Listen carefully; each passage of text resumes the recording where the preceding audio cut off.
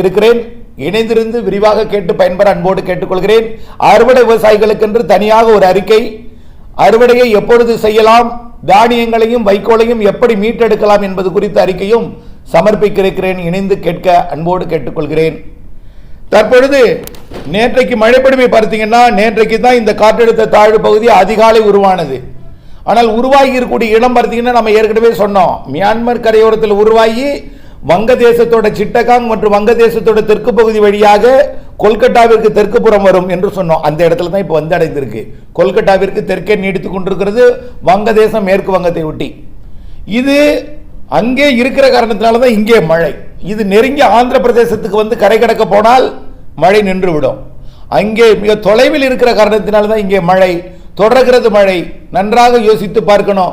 8ஆம் தேதி தொடங்கிய மழை தினசரி மழை பொழிந்து கொண்டுதான் இருக்கிறது. வட உள் மாவட்டங்கள், வடகடலோரம், பல்வேறு மாவட்டங்களில், ஒரு சில மாவட்டங்களில் பெய்யாமல் இருக்கிறது. அதற்கும் மழை இருக்கிறது என்பதையும் தெரியப்படுத்த விரும்புகிறேன். வரக்கூடிய அக்டோபரில், இந்த வரக்கூடிய நாட்களிலே மேற்கு தொடர்ச்சி மலை காற்று பகுதிகளில், கணவாய் நுழைவாயில் பகுதிகளில், முக்கோணம் போன்ற பகுதி வரைக்கும் சாரல் எட்ட போகிறது.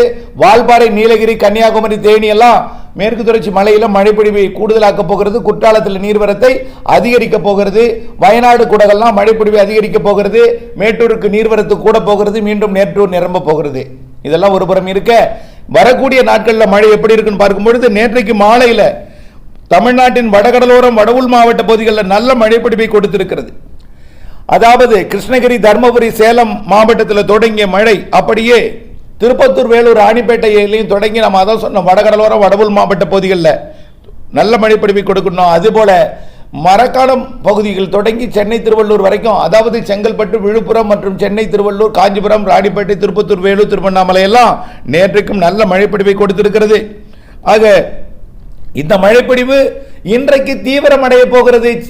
டெல்டாவிற்கும், திருச்சி, புதுக்கோட்டை உள்ளிட்ட பகுதிகளுக்கும் என்கின்ற தலைப்புச் செய்தியுடன் வரக்கூடிய நாட்கள் மழைப்பொழிவு அதிகரிப்பது முன், நேற்றைக்கு செங்கல்பட்டில் மாமல்லபுரம் 27 மில்லிமீட்டர், திருக்கழுக்குன்றம் 20 மில்லிமீட்டர், சென்னையில் பார்த்தீங்கன்னா Chennai central 25 millimetre, Kasimedu 20 millimetre, Anna Nagar 18 millimetre, Korattur 18 millimetre, Valasaravakkam 17 millimetre, அதே போல